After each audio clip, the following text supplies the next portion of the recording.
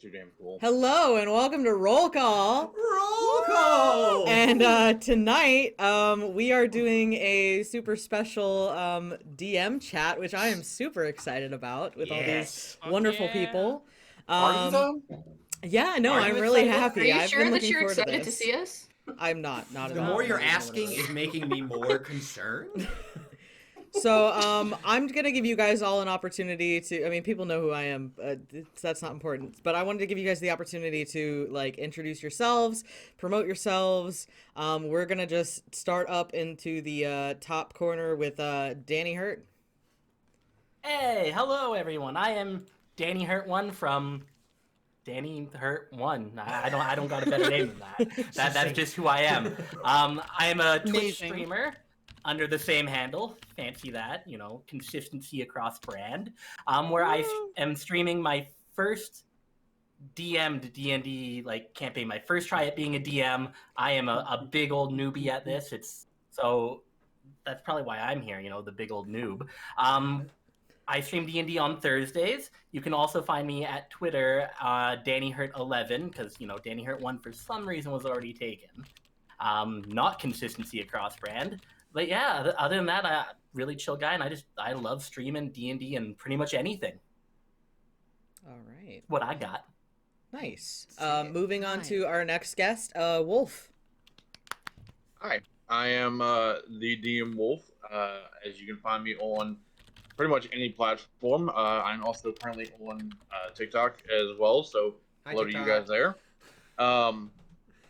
And I am a content creator. I have the podcast Behind the Dice. Me and my partner Phoebe do that about once a month. We try to get them out consistently, but life happens. And I have also been playing Blades in the Dark with my good friend Psymerc over here as well. So Stabs. that's me. All right. Next up, we have Faye.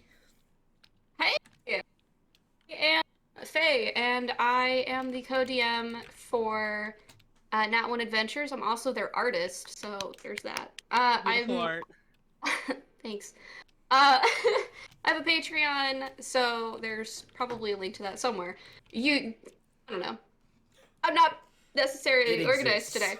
today. Today is a crazy day. So you can find me on Twitter under Faye Charms. So yeah, there's that. That's all I got. All right. Moving on next to Riley. Hello. My name is Riley, and I don't got a lot of shit. I'm on Nat One Adventures, which you can find at Nat One Adventures. Yeah, I'm a player there. It's really cool, and I'm just really happy to be here. We're happy to have you. Next up, we will move on to Raspy. Oh, that means I'm ending. Hi, everybody. Dave or Raspyscreams. If you are a follower of the podcast of Nat One Adventures, I am the primary DM.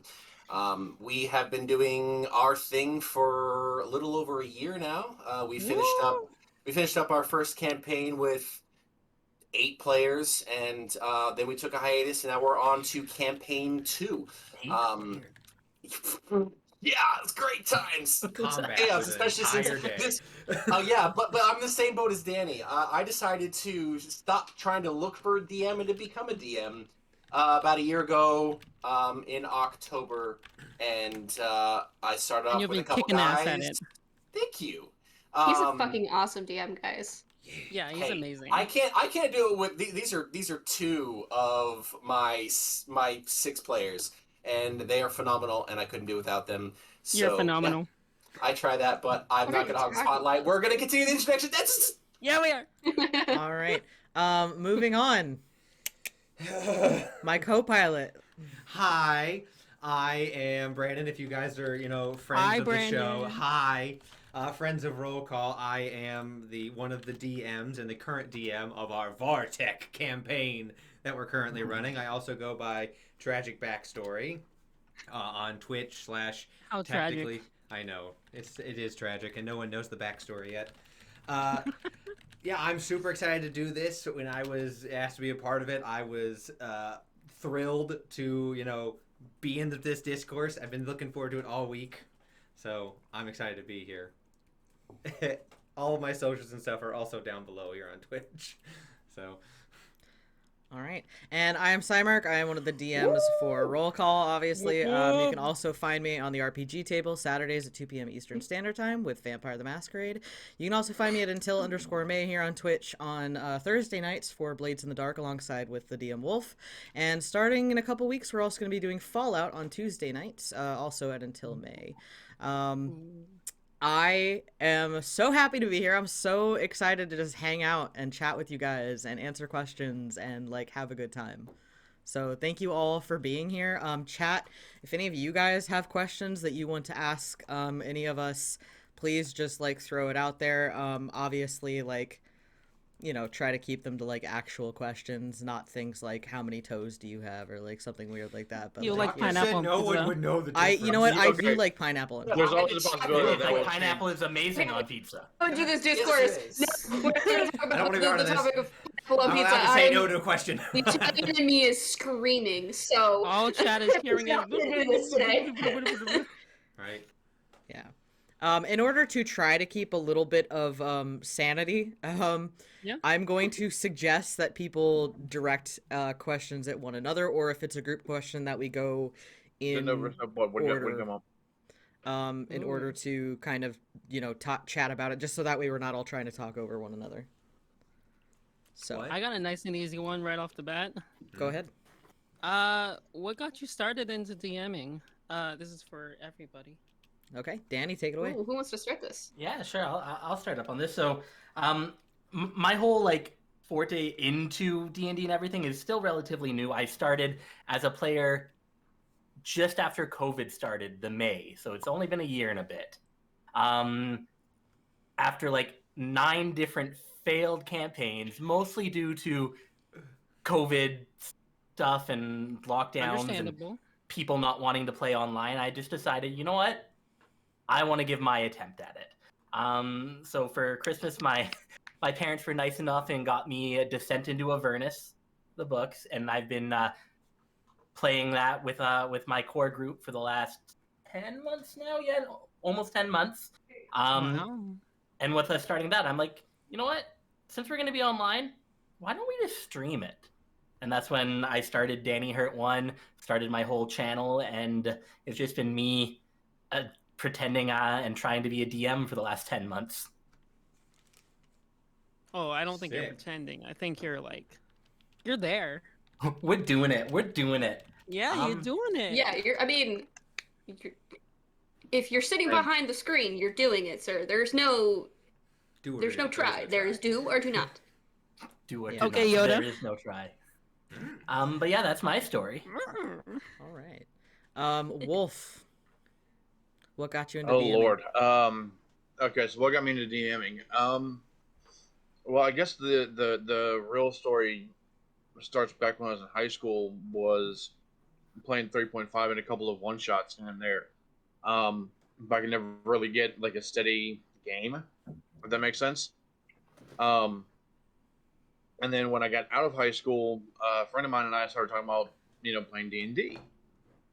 Kind of fell through, couldn't keep steady players, and eventually I found a group of people who were like, "Hey, we really want to play, but no one really wants to be the DM." I'm like, "Look, I'll run the game. That's fine. I just need a group to play with."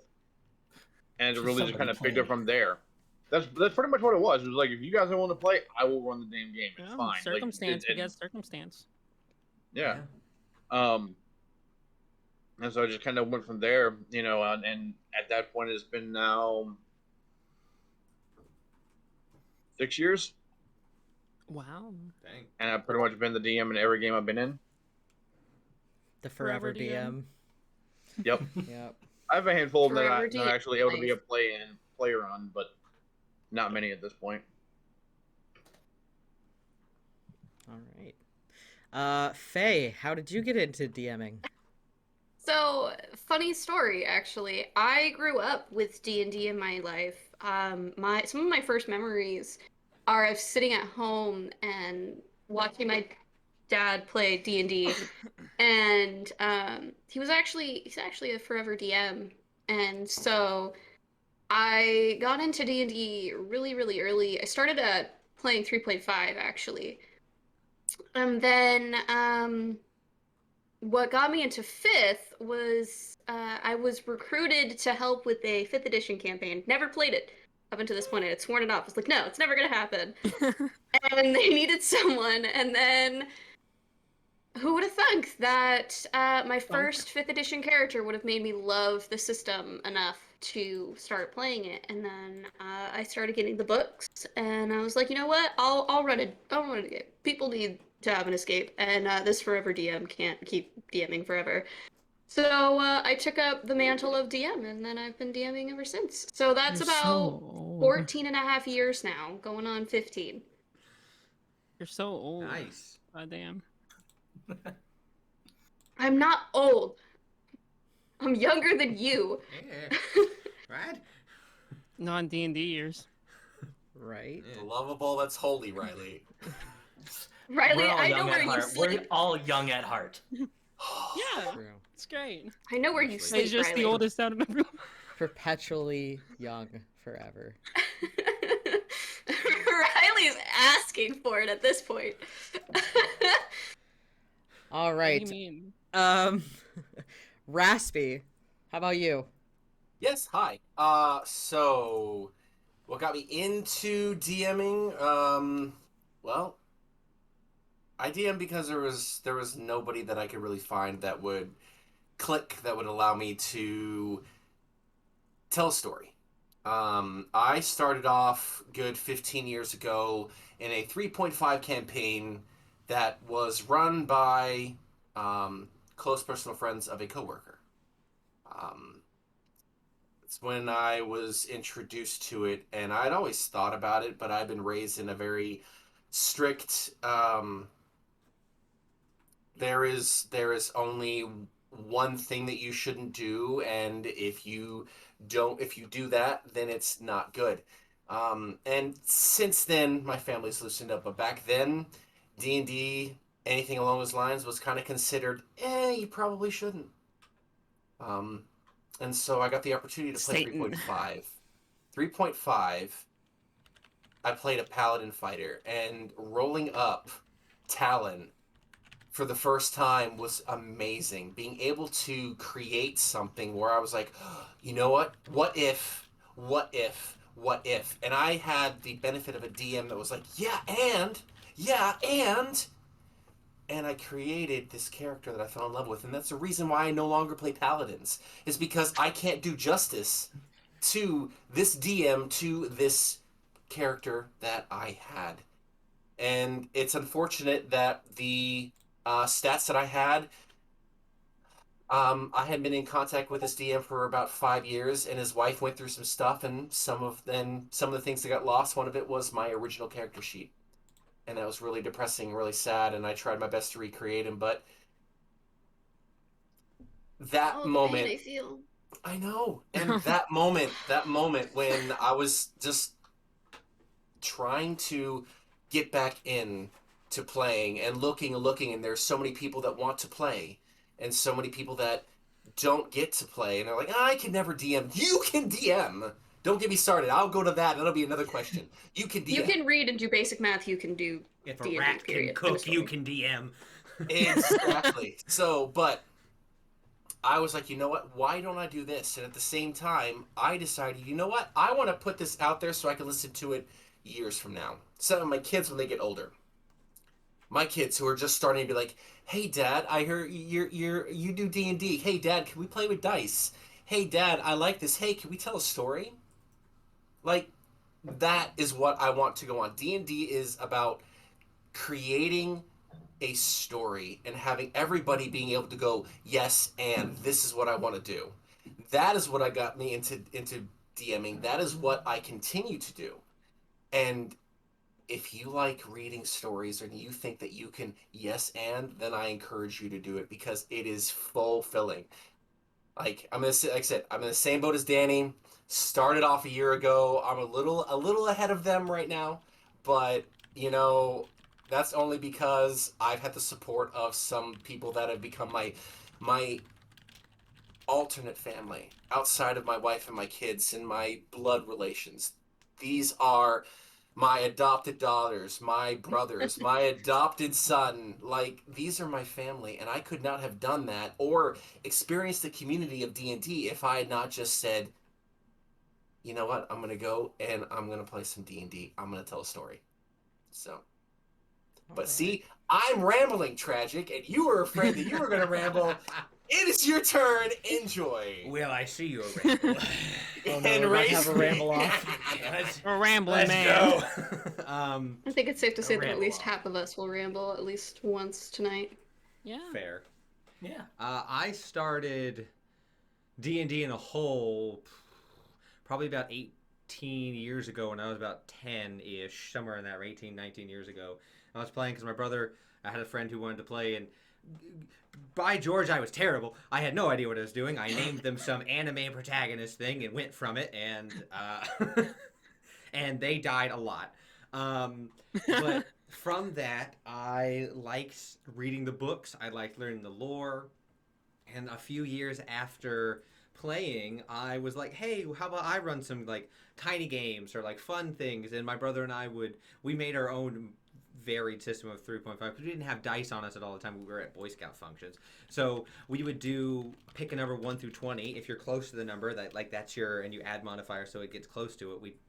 It makes no sense because you could lie, but I started like making stories for him to play, and then other scouts got involved, and then DMing for like, I'd say probably DMing for like 15 years. So I did 3.5.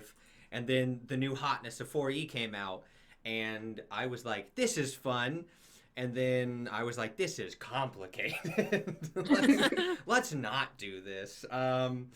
So I was definitely throughout college, I tried to get people to play 3.5, but everyone wanted to play 4th edition because it was the new hotness on the stream. So my group of friends were very much, let's make anime protagonists. So they all were just the most edgy anime-esque. And I had to, that's where I pretty much learned as a DM how to manage characters that were like, I'm the lone wolf. No, I'm the lone. Like, you all can't My be parents that. are dead.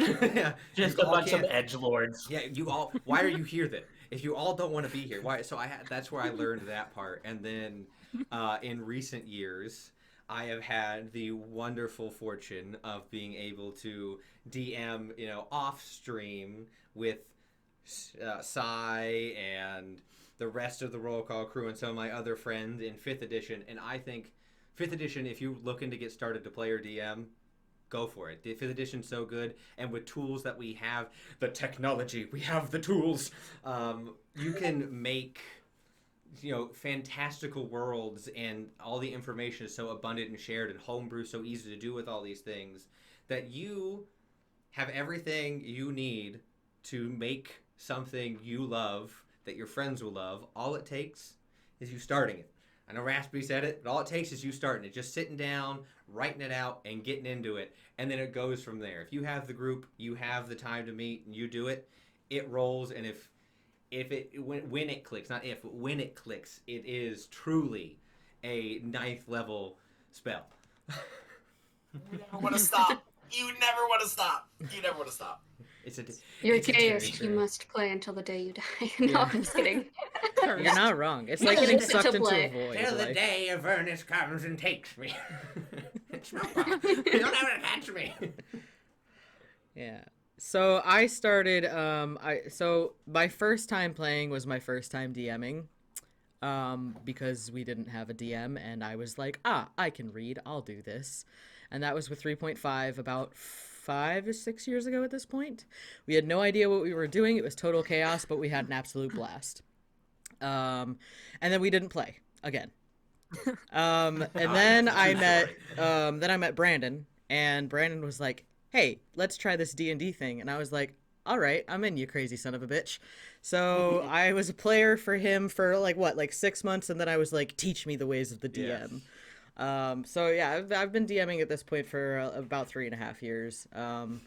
And it's just like, I a lot of people are like, I feel bad for the forever DMs, but a lot of people are like, oh, I got forced into DMing, like there was nobody else to DM. I was like, I chose this. I wanted to do this, and I still want to do it. Like, So I feel kind of lucky on that aspect because like it wasn't like forced on me. It was something that I chose to do. So You get to torture people under the guise of, I funny would games. never torture my Don't lie. friends. Don't lie. People have seen you on stream. Raspy, did you Never just torture point my at me? People, Not you. I'm pointing to your sister. people. Okay, I was You like, can't say that. that was very suspicious, sir.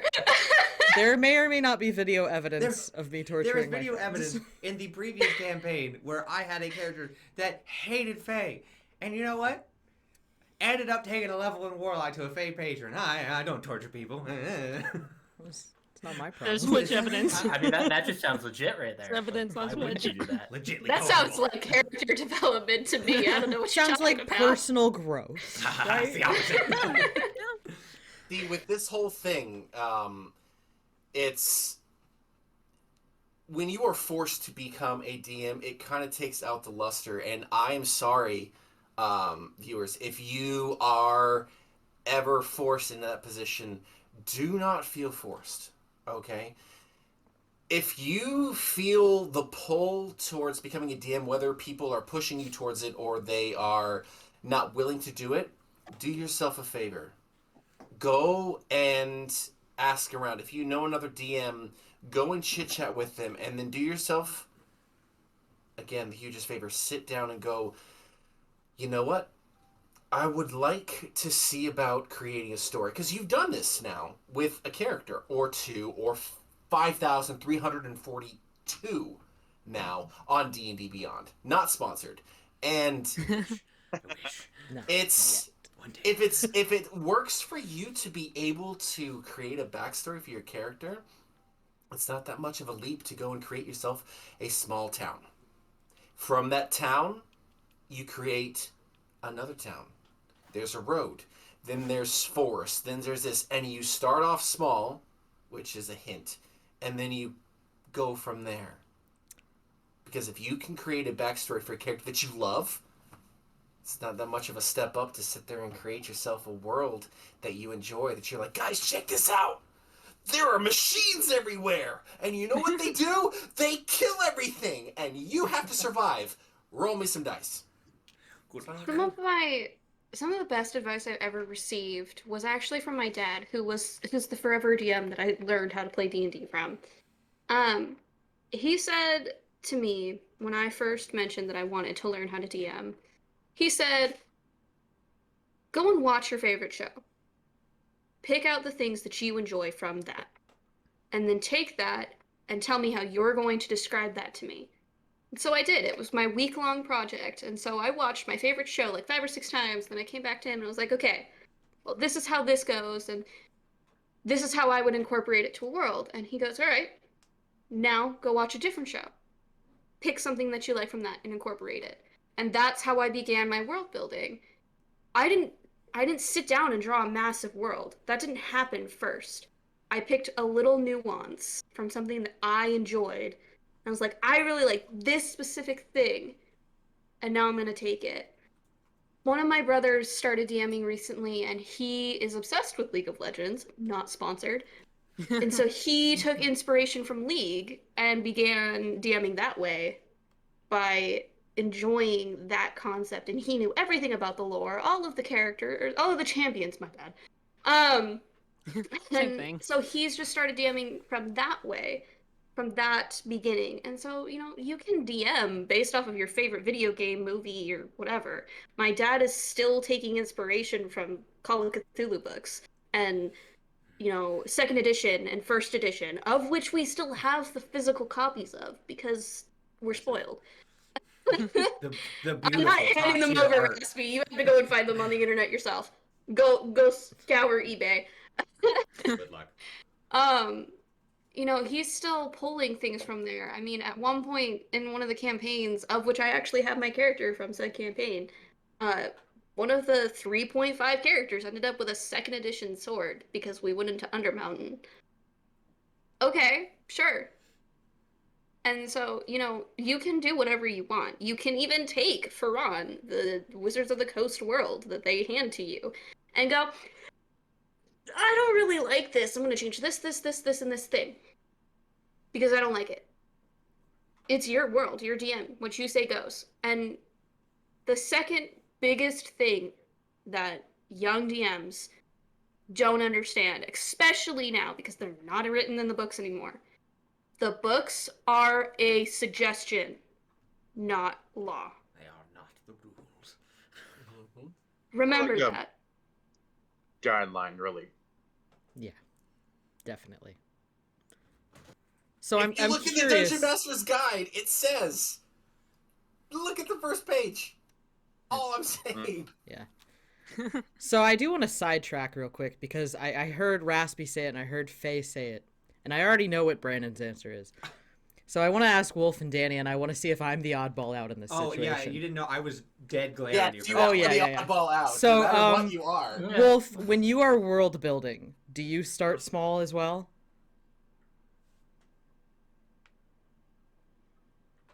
Sometimes I do. Other times I have an idea of where I wanted a story to go, and then I build from the story. Okay. All So it really just depends on what I'm working on. My homebrew world that I started with a very small concept. It was a school. That was it. That was all I had was a school. And I took that idea and I built out around it and then built the backstory into how that came into play. With my regular game that I play on a Wednesday night, it started with, what if a group of adventurers had to fight a deity? And literally went from there. Okay. All right. One left. Danny, I know that you've only run Avernus, right? But when you're planning things out, do you start small too and then work out? Like you just said, and I'm going to say again, it's like, yeah, I've only run published material myself. So I haven't done a whole lot of like world building. It's like, but like with any published material, that is just a guide to get your players going on it. They can go and do whatever the hell they want. My guys didn't even have to go down into Avernus if they didn't want to. Raise abyssal. They would have. Yeah. But like for myself, when I first started doing like my prep and everything for that, I overshot by a lot. And I will say I might have looked like a little bit too big. I have not had to prep anything since like January 15th because I had enough prepped that there's still like I can still go a couple sessions before I start running out of like what I've built around it and whatnot. So I think I overstepped a little bit there, and I could have like either like done a little bit more in smaller portions. But I think that's the biggest thing. It's you start with a vague idea and then you go in from there on that. It's like you guys are all talking about starting small and going big. I'm like, what is the end goal, and go in from there. And then find my starting point is how I would look at it. Okay. All right. Yeah, that's a solid answer. So I'm not entirely the oddball out, but I am the one who was like, yes, the world. You're the oddest ball out. Everything. As the, 50,000 Word documents, 50,000 Excel I've seen them. spreadsheets. I've seen Like, them, and I'm like, how did you do this? Agriculture. Making my head hurt, Sai. You're Like, making my head hurt. That was me. And I will tell you, I've tried, because Brandon and I have had this conversation. I've tried doing it the other way. My brain not work like And that. I tried doing it your way, and it don't work. Brain don't work like that. Sai made an entire restaurant based on the colors of the dragons, and you go in, you spin the wheel, whatever color you land on, you go to that area, and they each have their own distinct menu, profile, and pricing for one restaurant that we technically never had to go to, but now that the players have, we want it everywhere. So See, so a yeah, franchise. I go broad, but I don't. So I agree. I think that the best way to start getting into it is to take small idea. I think that that's the easiest way to do it. But my brain don't work like that. My brain can't do it. Yeah, see, in regards to that, my brain has a million ideas, and if I don't connect them from a starting point, then literally you would look at my world and it would be somebody decided to take a whole bunch of paint cans and throw it at the map and go, what is that? Yes. and there would make no sense. So the fact that you can go, I have all these ideas, and then I'll take them and I'll pinpoint them to one. I personally can't do that. It's like that meme of the guy with all the red strings, just like, oh, and then you go like this. That's That's exactly what it is. I know exactly what you're talking about. Yes. Oh my god. So here's my question. My question for everybody is the general question of, when you get the chance to be a player, are you super excited about being a player, or do you really miss being behind that screen and being the spectator going, I get to watch a story unfold? So, I would like that question for anybody, whoever would like to go first. I already got you on this one. Personally, as a DM, because I end up with some of the most chaotic players I've ever seen. When they take the turn to be the DM, it is so much fun to be able to take that and flip the script on them. Yep. And become the chaotic mess that they have been playing the entire time. On top of which, and I know how spiteful that sounds, it's really just me having fun with it, because I also don't have to turn around and play 50 different voices on 50 different characters. I can focus on my one character at a time. That's fair. I'm both. I love being the chance to play. I have so many player ideas. I have so many like different things I want to do, different things I want to try. I'm also like, what's the newest thing out? Let me aggregate that into my stuff. But also, when I'm a player, especially when Psy is the one DMing, it's kind of, I don't want to say it's not like, it's like a proud parent. I just like being the player on the other side, like seeing what I've helped make and just experience and go, I wonder if Psy's gonna, yep, okay, there's my trauma. Okay, moving, okay, good to know. Here, have some trauma. Hey, there's always that thought whenever, I'm a player, and if I'm a player for a DM that I have DM'd before, my thought is, all right, I know what I put them through. Now, what are they going to be like? Hey, remember that time that you made this happen? You made me sell my friend's soul to resurrect somebody? Have some of this. And I'm just like, it's beautiful. I hate it, but it's beautiful. I can't stop it. Yeah, I know that feeling so much. Oh god. Don't need to get me started with you, Faye. Don't get me started with you. So, for me, I enjoy both sides of the screen. I love being behind the screen and knowing, oh god, you do not do that, and being like, should I ask you? Are you sure you want to do that? Or if I just want to hold off and be like, no, you're gonna reap what you sow. The other thing is, I love being a player because I get to create an incomplete backstory and go, here you go, DM, here's a gift. Which I'm sure I will have with my paladin with behavioral issues. Oh. So, yeah, enjoy that, guys. I don't know what's gonna happen. I'm clueless. So it's fun for me because on both ends of the spectrum, it's like the DM knowing how everything ends up working and knowing that they're going into a cave that's gonna lead them into the Underdark or something is so much fun, because I'll be like, you don't want to do this. You don't want to deal with hook horrors or Dro or Snurf Neblin. You just don't. You want to turn your happy butts around and walk back out. And the other part of it is like, I want to be that player who's like, I'm gonna do this because I feel like it would be appropriate for my character. And you know what? I don't care if the DM is like, you don't want to do that. I'm gonna do it anyway because my character says yes. So for me, it's like, I like both. Why not both? Both is good. What about you? What about you, Danny? I want to hear about Danny being the. I thought I was the newbie, but apparently I got Danny beat. I want to know from Danny. Danny, what about you, man? Come on. So I'm gonna say I'm extremely lucky with my core group of 5.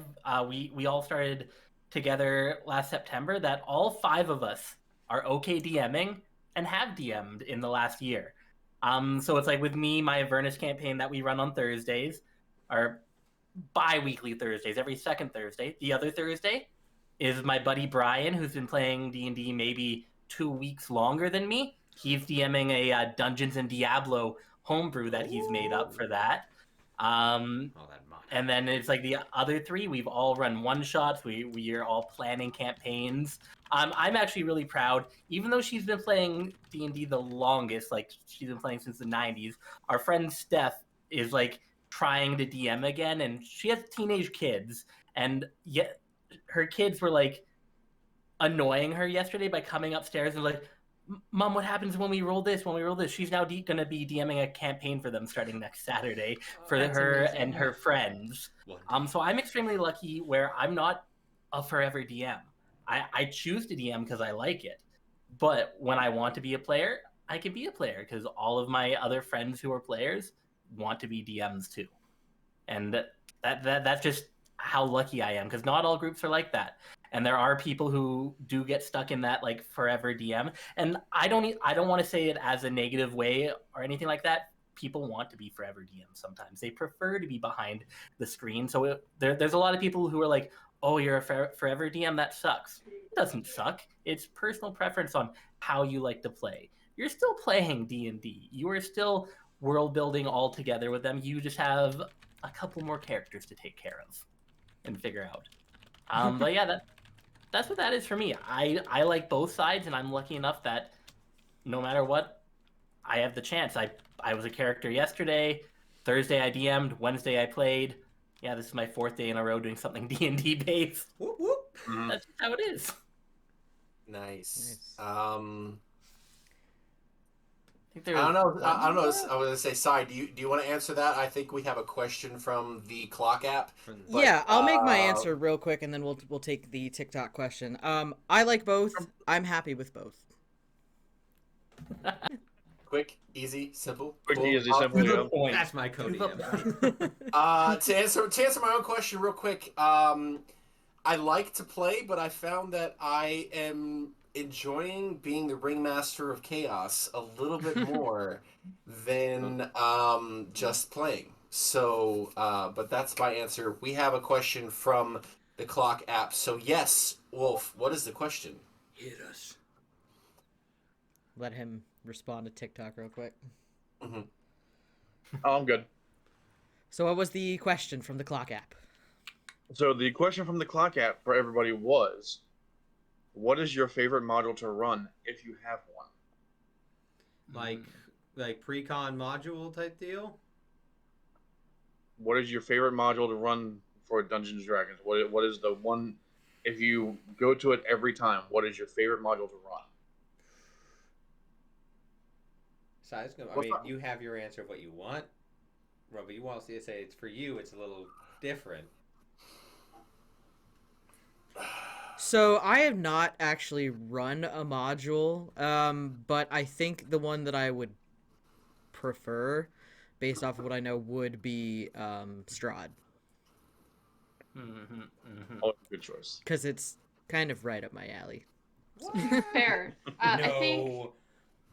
I think my module would actually have to be. I'm thinking that eventually I will have to convert it from 2nd edition, but I really want to run Tomb of Horrors and the Return to Tomb of Horrors, because I have not seen a 5th edition version of that anywhere, which is upsetting to me. But as a player, I played it as a player in 2nd edition, and I thoroughly enjoyed it from the player's perspective, and I really want to eventually run it in a different edition for other people to experience, because not a lot of people can sit down and learn 2nd. Infernal Machine Rebuild. It exists, sir. Infernal Machine Rebuild. Thank you, sir.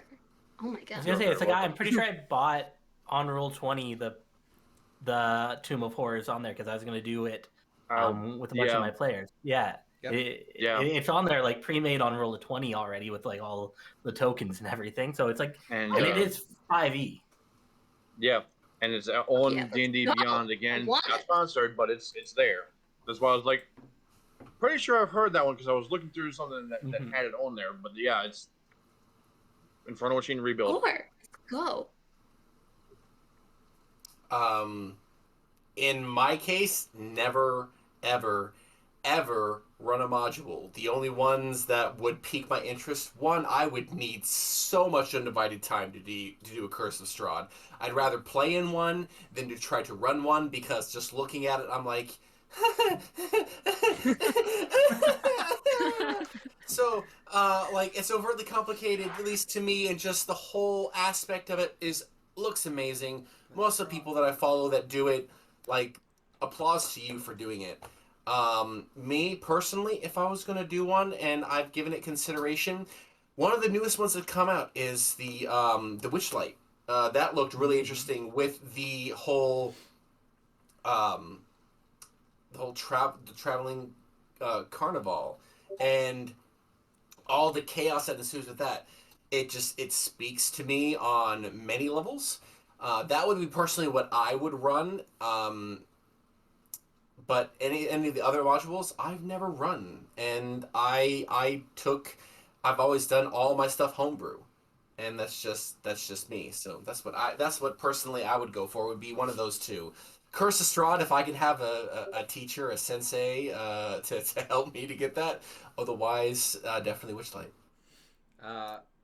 For me, I mean, I know Strahd frontward, backward, but if I had to pick one, my favorite one to run, Tomb of Annihilation, because I am, as Sai knows, just a monster to players, and what better than a constant, unceasing dungeon delve? Just, hey guys, do you feel well rested? Stop that. Get going. Like, keep on. You just moving. like zombies. You just like zombies. Yeah. Admit it. You just like zombies all the time. Admit it.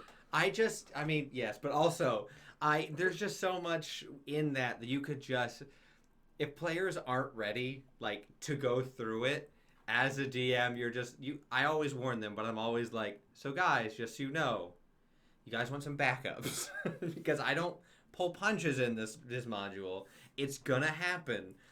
Where you're going to be put into a situation and one of you will probably die. And I love it because when you get the right group of people for it, it's like a really fun slugfest between friends. Like, the party's like, haha, we beat this challenge. The DM's like, cool, do it again and again. And so I just like that whole aspect of it, like the pressure of it. I mean, Strahd also has it. I just know that one.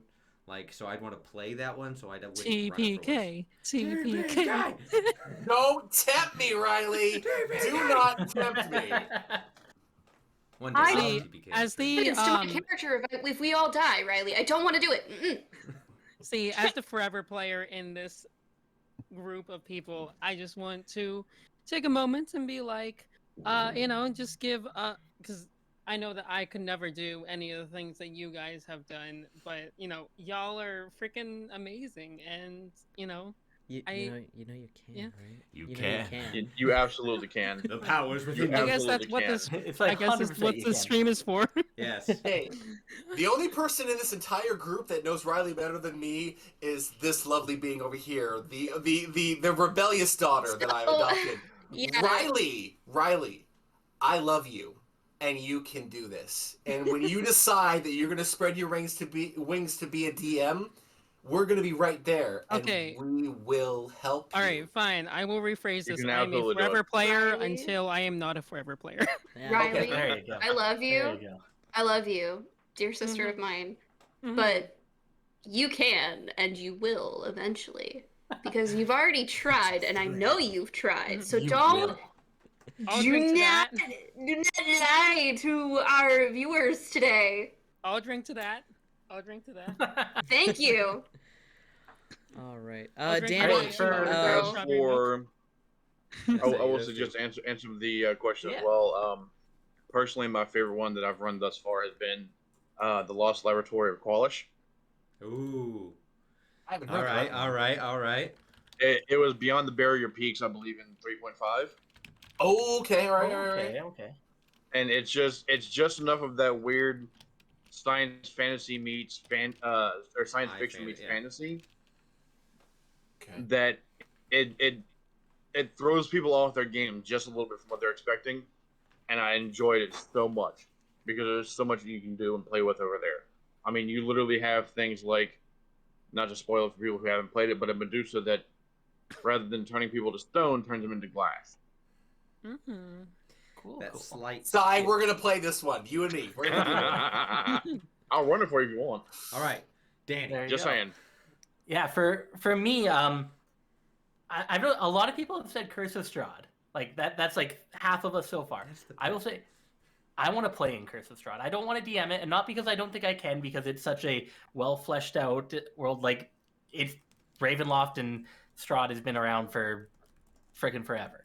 I want to be a player in it because I want to play in that gothic horror setting and to be scared shitless and just everything like that. So it's like that'll be the one I want to play in. For DMing, I mean, I gotta shout out my Descent into Avernus. I love it so far. It's been so easy to kind of figure out and to manage, and now that we're into Avernus and it's opened up into a much more sandboxy world, where I'm actually able to like figure out a lot more in it. I have a map, and it's like freaking do whatever you want now, and we'll get there.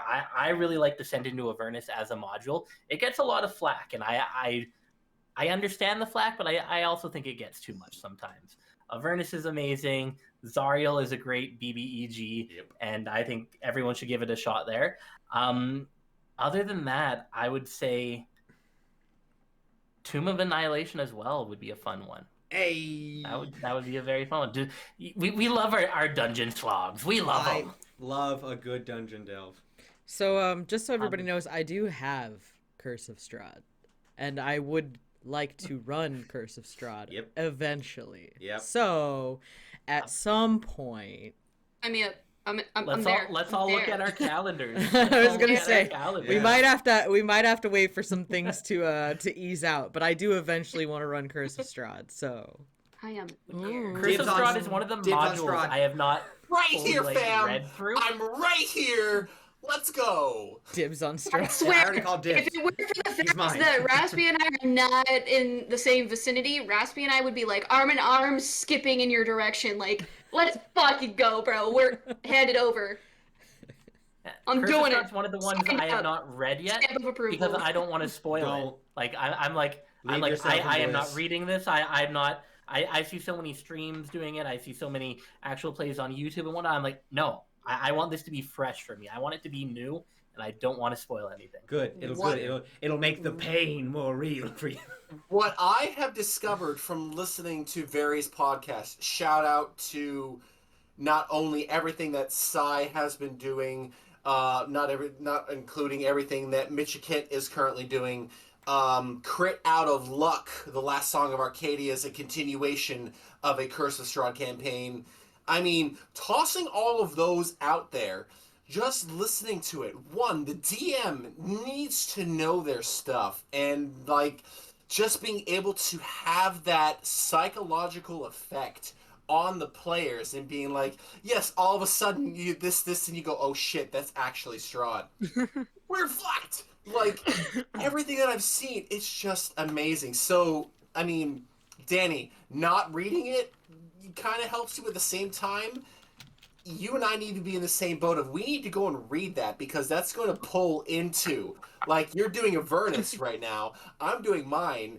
I still need to create on top of what I think of for a BBEG. You have multiple things you can pull into there that would do a lot of fucking shit. Like, excuse my French, but you would do well to go and read it. If you go and read it and you message me, hey Raspy, I'm reading it, I gotta go and read it right now. Okay? Like, I'll fucking go and find it. Okay. Alright? Like, I just, not to steal the spotlight, but in regards to all these modules, the modules themselves, everybody, are a great way to dive in. If you are uncertain about doing any homebrew, like, I don't feel like my little town of what's-it-calls-it is going to be really entertaining with the one tavern and the one blacksmith and the one livery with 3 horses, one of them is halfway lame, is going to be able to pull shit. And then your module that you find, it's going to be a good starting point. Okay? So, like, I don't know. I am all for telling people go and be a DM. If you do not find people that can DM for you. Personally, I wish that I could have a whole bunch of people that didn't feel like they're left out. I have 6 people right now. I would love to be able to open it up to a couple more if I could have it and be able to get my podcast into a 2.5 hour span and everybody feel like they've done shit. Like, if I didn't have to worry about the time, I would run for 6 hours. I would have no problem, and everybody could do whatever the hell they wanted to. But I got to adult, and it sucks. Yeah. So I can only do so much. So do yourself a favor. Don't look at me in the eyes right here, okay? I'm close right here, okay? Yeah. Stop doubting yourself. You personally can do this. So if you feel like, I've thought about DMing, then yes. If you thought about DMing, you can DM. And I personally believe in you, and if you need any help, then you can sit there and you can message me here on Twitch. If need be, you can ask Sai for my ID on Discord. I will personally help you. If I can't help you, then Faye is going to help you, because Faye has bounced shit off of me so much that I have increased my DMing skill because of this beautiful creature. Don't know what you're talking about. You I will put it this You way, didn't personally, perceive me. because Raspy, you bring up a good point. Mhm. You know, if you've ever thought about it, you can do it. More so than that, if you can tell a story, point blank, if you can tell a story, you can DM a game. Yep. If you can It's really tell a that simple. three sentence story about something that's happened to you last week, then yes, Wolf, you can DM. Yeah. It's simple as that. The other thing is, for those of our listeners who enjoy anime, you can isekai your game. You can literally go, let's just take my players and make them create themselves in D&D and go, okay, pick a class, Yep. generalize your stats, and then plop yourself into this D&D world. What are you gonna do? Your D&D your reality people who know about D&D somewhat and go, okay, I'm in the world of D&D now. What am I doing? And let them go off, because then they're not having to create a whole new personality for a character that they don't necessarily know the world that would have shaped them. Instead, they're playing themselves. That could be a totally interesting campaign idea. You know, you can have fun with So- that. Sorry, I don't mean to keep doing this. You just reminded me of something that somebody told me on TikTok, said last week, literally. One of the guys that I follow, his name is the Forever GM. Ooh. Great guy. He has fantastic advice, fantastic stories. Great guy. And literally, he said the way that he starts a lot of people off, if they've never played, is, what superhero do you want to play? Yes. Nice. What superhero do you want to play? Because it's that simple. You want to be Wonder Woman? Cool. You got this, this, this, and this. You want to be Batman? You got X, Y, and Z. And you can build off of that to create the character. So doing it the same way with anime. If I wanted to play Ichigo from Bleach, there's ways to do that. Yeah. Why would you bring my favorite anime into this? Why? You guys want to play Edward Elric from Full Metal Alchemist? Do it. Ooh. Ooh. Artificer. Ooh. Yep. That's a good You one. know I like what's that. up. To jump off of Wolf's thing and see Tragic, I can talk way more than you can, so you gotta keep up. So here's the thing. The other thing that one hasn't come up yet, but is more than accepted in my personal campaign and my personal beliefs, if you yourself feel like you are inadequate in any direction, whether it is you are handy capable, or you are neurodivergent, or you identify as a gender that most people do not accept, that is okay. Make that character. You want to make a druid that the only way that they sit there and walk and interact is because they have a bunch of familiars that go around and speak for them. You have a toucan that talks for you and a bear that walks for you because you do not have the ability to walk because your lower limbs are gone. That is perfectly acceptable and it's perfectly okay. Bring it into my world because you are allowed to be who you want to be in this world. If there is something in IRL that you cannot be, D&D gives you the option. TTRPGs give you the option of being yourself and being accepted. If you are not accepted, you come talk to me. You come talk to Sai, Wolf, Tragic, Faye, Danny. You come talk to one of us. 1, we will handle that shit for you. And 2, we will hook you up. That is a 1,000% guarantee from Raspyscreams. We will hook you up. Wait, We what know is that? people. We know Yes, people. your Monopoly money Yes. will 100% Yes. have return on it. We will hook you up. Monopoly because- money. I gotta get my Monopoly set. Yes, I am a trillionaire in Monopoly. Man, y'all, money. you know, Don't y'all, mess that's a with little It's too evenly- rich for my blood with that Monopoly money. I'm gonna have to Yeah, bow it's out of that. genuinely- It's the highest currency. me. So then you come talk to Raspy, okay? You go, Dave, and I'd be like, "What's up? I want to play XYZ to the power of 13. Cool. Yes, and." The other thing is, The world of TTRPG is all about inclusion. It's all about yes and I again have learned this from the interactions of the people on the screen and various others that are on the TikTok app and everything. If you cannot be who you are, then you come to a different table where you can. We are here. We are available, and we will help you. I guarantee Ian- that. D&D is not meant to be toxic. If you're at a toxic table, leave. Cut it out. Oh, you're gonna make me You don't cry. need that shit. Toxicity is not good for you. Seriously, if you have at least one toxic person, either talk to your DM, unless the DM is that toxic person, or walk away if the DM refuses to do anything. Because you don't need that. That in your life is not good for you. It's gonna hurt you mentally. You're gonna get all kinds of really bad vibes. You're not gonna enjoy the game. Just walk away.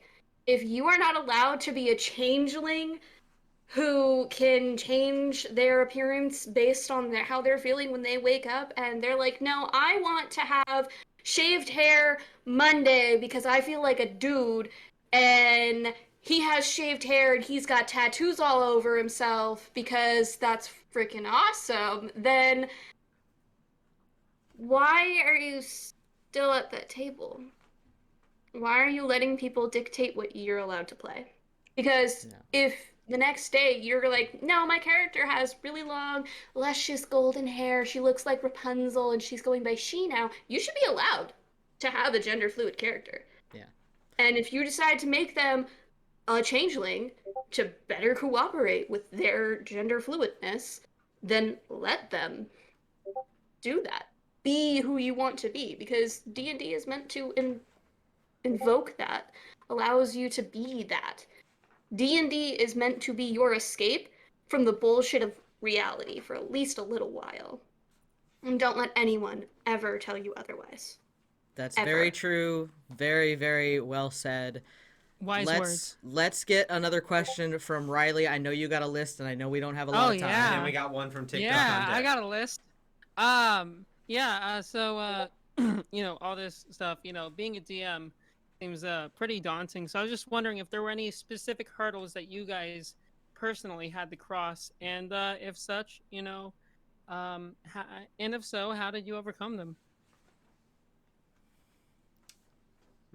That's a good question. Any specific hurdles? Probably, and that's still a hurdle I struggle with, as Sai knows, is there are no... I have notes, but there's not, like, notes like a lot of people take, like Sai does. It's all up here, and I struggle with sometimes separating that out, so then I have a clear distinction of what's going on in my games or like what I'm planning on doing in things.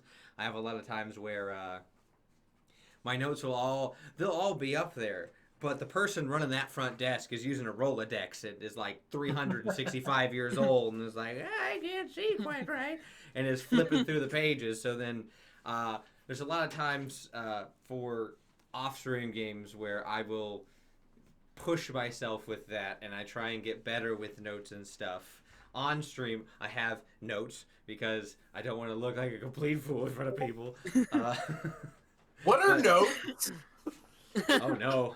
Yeah, Oh, y'all I thought taking I was notes? bad. I thought I was bad. Oh no. Whew, I feel a lot better now. For me, I'd say my biggest hurdle starting into it, and like I'm not gonna blame it's because I didn't get into like D&D and TTRPGs until later in life, is sometimes like that role play and getting into that different characters and whatnot. Like when I started out, I struggled sometimes with my one character as a player, jumping to and fro. And when I started DMing, I'm like, oh shit, am I going to be able to do this when I have 10, 12, 15 different NPCs that I have to try figure out and RP with all my players? They have been very helpful with that, though, in the sense where it's like, I think it was after our second session, one of the players kind of DM'd me afterwards and whatnot and explained how he wanted some more RP in this one situation that I kind of brushed over. And I'm like, for sure, let's work on that then. I apologized for that. Fast forward to now, 10 months later, it was a 3.5-hour session on Thursday. Not a single bit of combat was done, and it was just straight RP for the whole 4 hours. They entered a new encampment, Fort Knucklebone, and it was just straight me being different NPCs in that whole fort, and it felt natural finally, which was really nice. That's great. There's nothing wrong with a session full of RP. Oh yeah. Not at all. There's True. nothing wrong. True. For those out there that think that you need to have combat all the time, you will have. If you're going to be DMing, you will find that there is going to be tired people like, you know what, I've had a shitty day. I want to smash something. Please make it happen with an encounter. So that way I can literally second level smite something into the dust because I've had a bad day. And that is okay. But there are times where literally the story is so good that as a DM you're like, I'm going to zip my lip and I'm going to let them do what they want. Yeah, that happened a couple times. Exactly. So in your instance, awesome. Awesome. I need to listen to your shit. You're gonna send it to me. There's no question. You're gonna send it to me. And I need to listen to it. That is personally one of the best things for me is when my players take over on roleplay without any prompting on my end. I love that when they have enough investment in the story and there's just that moment that takes over and they can literally I will forget that I'm even there sometimes and just watch it and listen to what they're coming up with. It's fantastic. Yeah. You sit back and you have that proud dad look. Exactly. Yeah. And then they ask you a question, you're like, oh shit, that's me. Oh. See, I am on the okay. other end of the spectrum where my lack was in combat. That was where my struggle was. RP all day long, all day, every day. Hell yeah. So actually I took these mini campaigns we've been doing. I designed the ones that I'm running specifically to be combat heavy so that I could get better at combat as a DM. So I felt like that was the best way to try to do that, was to just chuck as much combat out there as I could and figure it out as I went. And yeah, I think it's gotten better. That's why I have our Dungeons and Diablos on our alternating Thursdays. Diablo's just all combat. Solid. That's the red butter. Oh yeah. I think I will be an odd man out in this. My biggest DM hurdle actually was my first experience DMing. I was with a bunch of experienced DMs. It was a 3.5 campaign. My struggle was herding my control over my party for the first time because they were all very experienced and they were all very headstrong and they had very specific views on how things should have worked. And when I said it didn't go the way they wanted it to, they got upset and walked away. And while that's totally valid, and if you get upset and you don't want to hurt someone because you're that upset, absolutely walk away. But you can't blame the DM if they're making that decision for a logical reason. And a lot of the time in that session, I found that I had to make a lot of concessions to them, which I shouldn't be making because I'm the DM and what I say is goes. As the DM, that's kind of the thing. You set that DC and that should be the DC for logical reasons. And my players at the time did not necessarily agree with me. And that proved to be an issue. And that was my biggest hurdle, was asserting my control over that session. And how did you overcome that? They left. I took a lot of time off, actually, from DMing. And I ended up not coming back to sit behind the screen for a few years. And finally, what prompted me to come back was actually I switched editions. And after the switch, I found that teaching that really well-experienced group was like teaching toddlers to walk. They had no idea what they were doing. I was like, great! Because you have no idea what you're going to do and what you're doing in this edition, you're going to listen to me now, right? And so it changed the whole game for me as the DM in that situation, especially for them, because I was their source to rely on. And they had to listen to me. And it worked.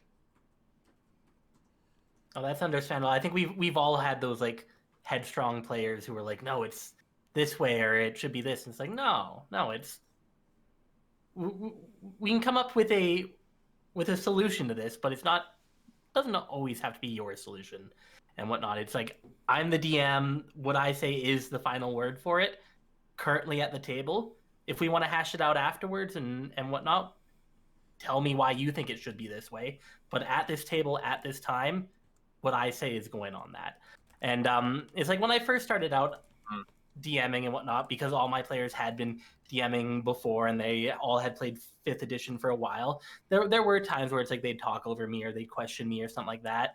And I am extremely lucky and privileged enough that when I start yelling or raise my voice or something, people will shut up and listen to me.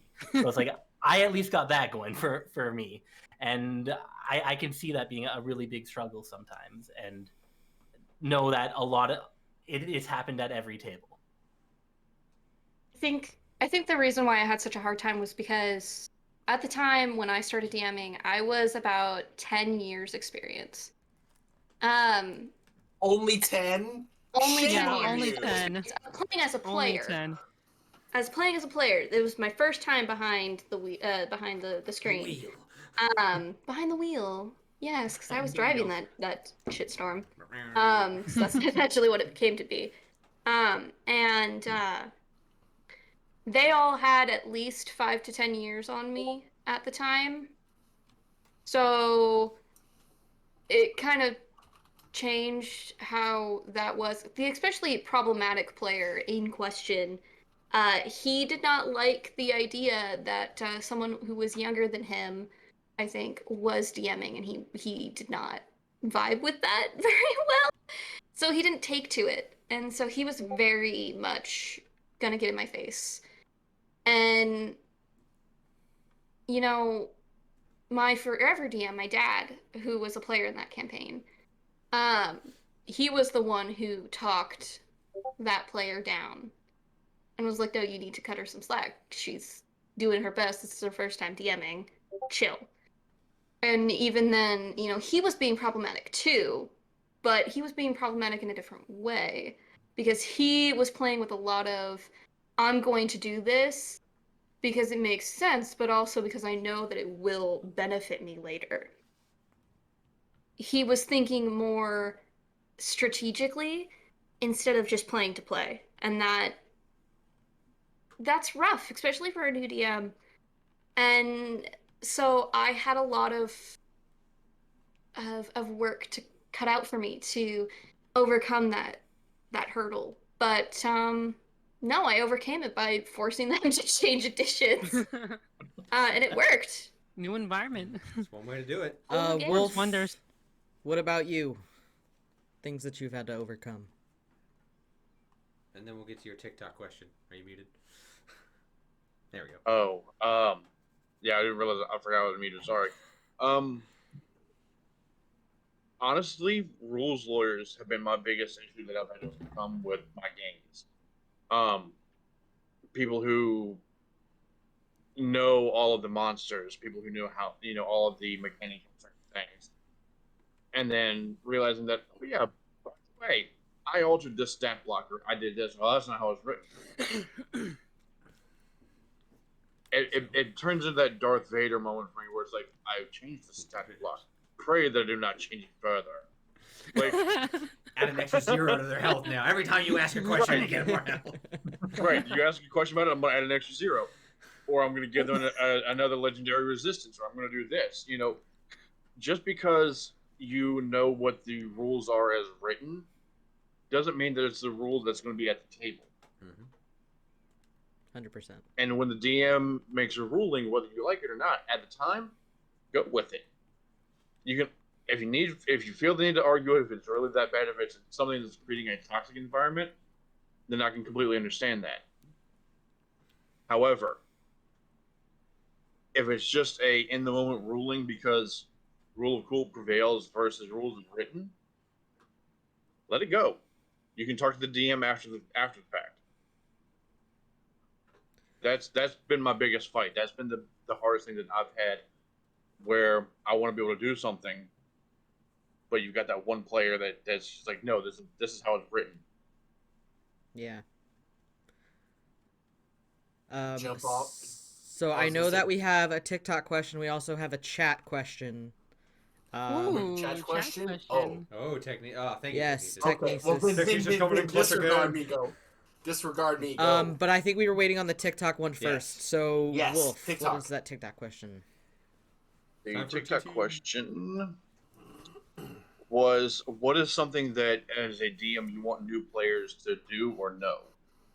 If you don't give me a fully fleshed out backstory, that gives me full permission over it. No! Okay, mine was Yes. mine's a little bit more inspirational. It's and so a little mean, but I love it. nicer. Look, you have that because what I did to you. Because as a player, that was what I did to him. I gave him no backstory, and he used it entirely against me. Ground that character into dust. Still alive. You know what? I'm right there with you. I'm right there with you.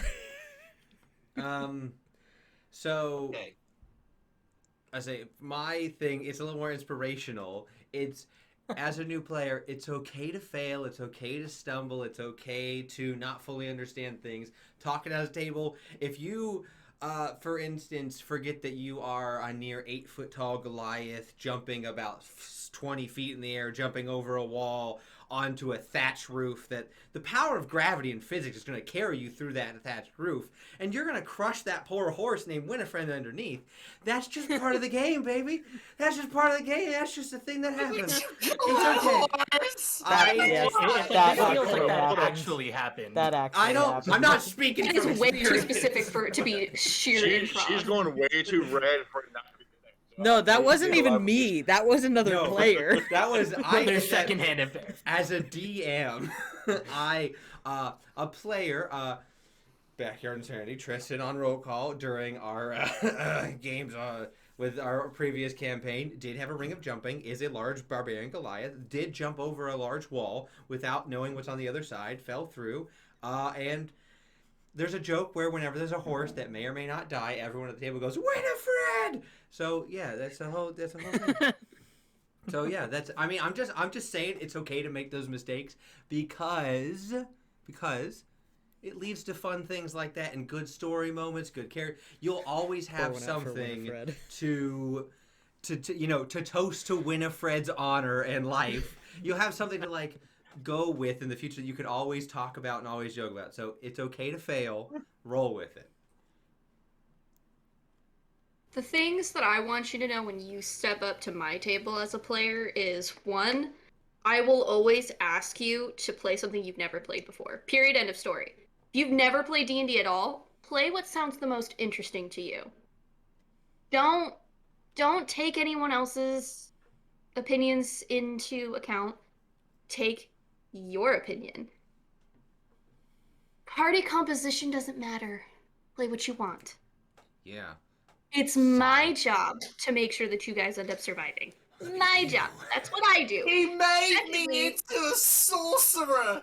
She Secondly, made me play Magic Man. I did indeed. The other thing that I want you to know is that ask me questions. If you need clarification, ask me questions. I want to help you. I'm here to do that.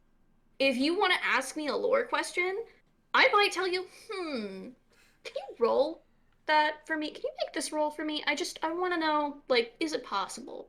Have you encountered this at all in your life? Maybe. Perhaps. And if you roll high enough, I might give it to you. Other situations, you might just stumble onto lore and I'll be like, well, here you go. But ask me questions. If you need something clarified, if you're looking at your character going, I don't really understand this, ask. Mm-hmm. As a DM, it is my responsibility to help you have the smoothest understanding of the game possible. And I want the experience to be enjoyable for you. Mm-hmm. Ask me questions, please. I'm begging you. Jump off of Faye's thing. Like, do I want you to play something you never played before? That'd be fun. However, my question for you is, what sounds cool? What do you want to play? All right. What do you think this player, this character, would be? I have had people that have told me they've had multiple personalities. I've had people tell me they are reincarnated. I've had people tell me they have been essentially a closeted nerd who has been all about all of their history and reading books and has never set a foot outside of a school. To a person who has been raised by druids.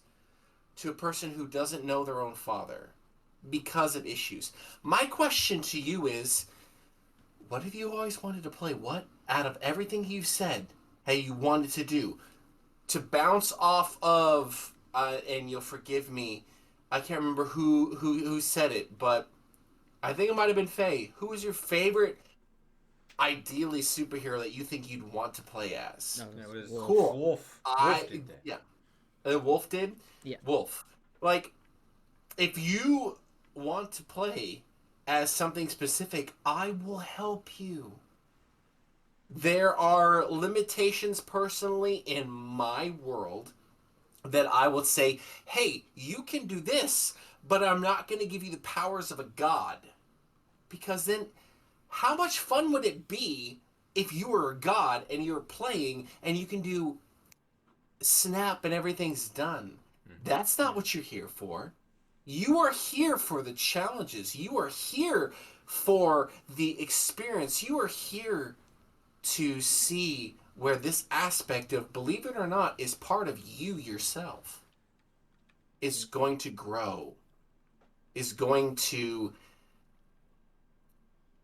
experience life. Whether that is you are identified one way and you want to play it different, whether it is you personally are a brainiac but you want to play as a intelligence number 5 barbarian, smash bang boom, because you've always wanted to be that jock who's going to smash the fuck out of everything. Or you are that jock and you want to play as an artificer who has created the elixir of everlasting life, and you don't want to share it with anybody because you don't feel they are worthy. Yeah. What you are going to bring to my table is, what do you want to be? And I will tell you the limits of what my world can offer, and there are very few limits of what my world can offer. So when you are going to a DM, your questions should be, what am I allowed to play? What does your world offer? And can I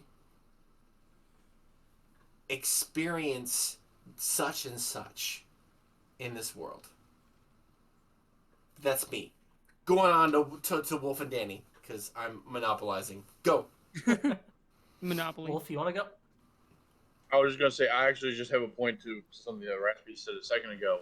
You're talking about, you're not going to give them the power of a god because you can just snap your fingers and be done with it. I'm going to point you back to God of War for just a second. Okay. All right. I want to say it was the second game in the series. Kratos is literally the god of war. True. His entire goal is to fight Zeus. He takes that power, and that power gets drained away from him. Okay, but even before that, he still has a challenge, because even as a god, even as somebody who has omnipotent power over war, he still has to face off against the other gods. So there, even with that, there is still a place within a story for it. It's, what are you willing to accommodate as a dungeon master, as much as what is the player willing to accommodate for their character. It may not be right for that particular story, but there's always a place for it at the table at some point. It could also, to jump off of that, it could also be one of those situations where it's the god doesn't even realize that they are a god. It could be one of those situations where the almighty creators of the universe went, no, you're being a nuisance. Go down, be immortal. Goodbye. And have Yes. all of their godly powers stripped from them, and thus you're playing a character straight from scratch who's like, I don't know who I am. I have amnesia. And then all throughout the game, it's like every once in a while, it's roll percentage dice. You have a 1% chance to do a godly thing. And they don't know that. But they roll a 1 and, oh, look, you did a godly thing. How strange. Moving on. like does it? Yeah. Do we? Danny. Yes. All right. For me, the only thing I really ask that someone bring to the table is just, even if it is just the basic understanding of their character sheet. It's I don't need a backstory. For Descend into Avernus, I worked with each of the characters throughout the first chapter, figuring out their full backstory and how I was gonna flesh it into my story and whatnot. And that's just how I was. I worked that out with them, but I asked that they understood what everything meant on their sheet. I don't want to stop the game because they don't know how to do perception checks or how to do this or whatever this is kind of thing. It kind of just slows down the story a little bit. So it's just have a basic understanding of your character sheet. If you need help building it, we can build it together. But ask me, and I will help you that. But I don't like stopping a session, pulling out D&D Beyond, opening up your character sheet, and telling you what you can and cannot do. Yeah. I have a question actually for our player. What, as a player, do you wish when you first started playing? Do you wish that your DM had talked to you about? Since just so we can get the other side of that coin, and then we're gonna get to Techniques' sick question. Yes, Riley. Yes, yeah, Riley. Because we've hi. had this talk. Let's Yeah. go. I'd love to hear this answer. Oh my goodness. Well, me as a person, I'm not very I'm pretty sure a lot of other people have this thing, but when I come into a D&D session, I don't really have any expectations. I'm just here and I'm just having fun, and if I there's nothing really that I wish would happen when I'm a when I'm a player, or when I'm you know, in you know, all that stuff. But I'm pretty sure others would have a different answer. I'm Okay, just but happy if to you're be coming here. But if you're coming into my table, for instance, you and I Yeah. have never played together. Mhm. What is the first thing that you're going to ask me about the game? What's the one thing that you're going to want to know coming into that game? How traumatic can I make my character? I mean, that's fair. That's a fair point. I see why we get along. The trauma. So we are going to move on to Technesis's question. Have we ever put someone or something from real life into any of our games? My answer is 100% absolutely I have, multiple times, and some of them probably don't even realize it. What have you done? What have you done? Personally, I have taken aspects of myself and I put them into several different NPCs that the players have run across, and some have recognized it, but the majority of you have not. And it's still hilarious to realize that a lot of you have just skimmed over a lot of different things. That To be fair, all of your NPCs are multifaceted. How am I supposed to pick out the one little kernel of you out of to know every everything, NPC? Faye. You're the co-DM. I know You're supposed to know everything. everything. No. But I don't. I'm sorry, I'm not Wow. omnipotent. Wow. I think personally as a DM, being able to take an aspect of yourself or yourself and putting into your world as an NPC, a non-player character, is therapeutic. Being able to have yourself come across people that have abilities that you could never dream of and that you could help. Like, that is phenomenal for me. Personally, if I ever ran across anybody that is able to do things that I can't, which one I do on a daily, all of you that create art that I cannot do, I love you. You're amazing, and I wish I could do what artists. you're doing. We love our artists. Thank you. I would love to be able Especially to my do that. sister. I can't do that. Not So at all. Not at all. But you know who can? Mac the Art Man. Mac the Art Man can. Yes. But, like, in regards to that, like, being able to have yourself as what you consider a standard NPC, standard human being, and or whatever race you identify as, gender-wise or not, coming across people that can do things that you cannot do is kind of inspiring in my personal belief. That would be like IRL suddenly having Batman, the Flash, or Superman, or any superhero you can think of that you've run across suddenly appear in your world and do something in front of you, and you're literally just jaw drops 15 feet to the ground. Yeah. That is what adventurers are like. Yep. Yeah, To normal people. definitely. So I would encourage you to create yourself, if you can, as an NPC that your party's going to come across. Because one, it gives you the experience of interacting with people that can do things more than you. And two, you get to help people that can do things that are beyond your expertise, beyond your purview of what you, your personal self can do. But that's just me.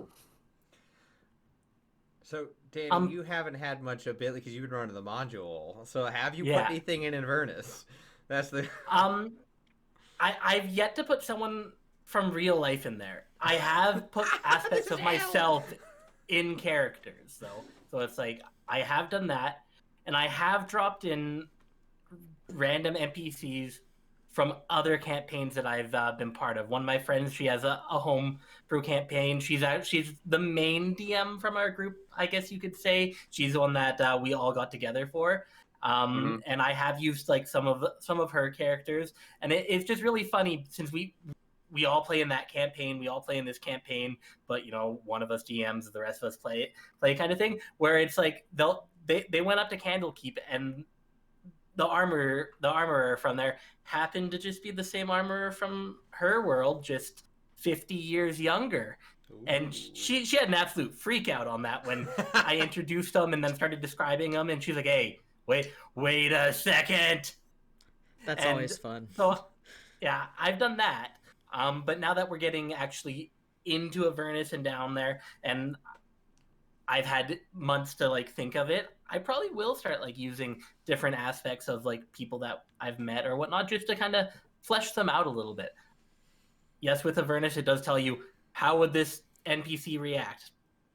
I skim over that. I might read every second word. Fair. Angry, happy. Yes. Understandable. Have a nice day. As for like me and putting things into my world, I will decline to answer. The reason why is because you'll have to watch to Every find single out. one of you is on it. Oh Why no! are you declining to answer, Faye? No, answer now. Write me out. I like that I'm going response. back. I like that response, Faye. Wolf, what It's a about good you? response. All the time. Absolutely all the time. I will absolutely put people that I know. I will put characters from other games. I will put aspects of the real world into my game. It makes things flow easier in my head when I'm doing session prep, because I can take the personality of somebody that I interact with on a regular basis and make them a character that I can work with for my campaign. You know, I can take something about, going to a shop and knowing that they carry a very specific item and put that into the game so that I know it's there every time, especially if it's something that the players are going to use. It makes it so much easier in my head. Yeah. I think. Plus, when it's somebody that you really don't like and you make them the big bad just so you can watch your players beat down on them, very cathartic. Yes, True. kill them for me. I think. I mean, I have a really. It's kind of an easy / cop out / plug of an answer. My entire last mini campaign was like, okay, what if we did Las Vegas, but magic? Yeah, that was Magical Las Vegas. Yes. I want to play. Give me. So that's what Sounds Viva. freaking awesome. That's I what love Viva that. Las Vartos was all about. Was just magical Vegas. It was great. We had a blast. What happens there stays. My cleric worked at one of the drive-through churches that did Oh, weddings. Naughty. Oh, Solid. babe. Drive-through churches. Nice, very nice. It's so wonderful. You can check that on YouTube. But yes, I am not Plug, shameless plug. Like, nice I'm plug not- there. shy. It was smooth. Smooth plug. We don't have to bring it. Shameless. So, but I'm very much a fan. I mean, I brought up for the group. We make jokes of it still about sweetgrass. Wonder what that is. But- Oh, Sweetgrass plays Sweetgrass. into a lot in the Far Strider campaign. So yeah, there's a whole yeah, there's so many things. I'm not afraid of like bringing in like nods, references, like entire cities, but things like that. I just feel like one, it's really fun. Two, it's like for newer players or people who are getting into it, it's very relatable. It's very like, hey, I know that thing. I know Las Vegas. Like I can get into this. Like it makes it so a little bit more like, as much as I want to say like tangible for this a game of imagination and click like math rocks. It gives something like sturdy ground to hold on to. Yeah. All right. We do have another chat question. Yeah. Chat question. I want this. I'm taking this first. Mine's real easy because it just happened not too long ago. So, all right. So, what is the one yes and moment that you have instantly regretted? Brandon, kick it off. So there may be not a time in the past month or so, maybe a little more, where there was a sting operation where there was a suspected vampire attack who was attacking magical people in the side of the capital city, and the crew was like, "We're gonna find him. Don't worry, police. We got this." And they did the sting operation, and during this. Because of I like to do rule of cool when I like whenever because I want like how you want to do this and things like that is very important, and I like having them describe it. A player who shall not be named, who's definitely not part of this discussion, shot the individual in the chest where they had noticed there was some glowing and like magic and runes, and just murked the guy. But inside was a contraption that was holding various vials and things of different magic schools. And so he turned into a pile of goo. And this magical goo, the player's brain went, I want to touch it. but what if I touched it? And it went really badly. And then, because of the literal dice gods, I went, yes, oh sure, you can touch it, just like, yeah. And like I was like, yeah, it's fine. And then I rolled for it because I was like, there's no way it's going to be good. They're like 95% of the things that are going to happen are bad.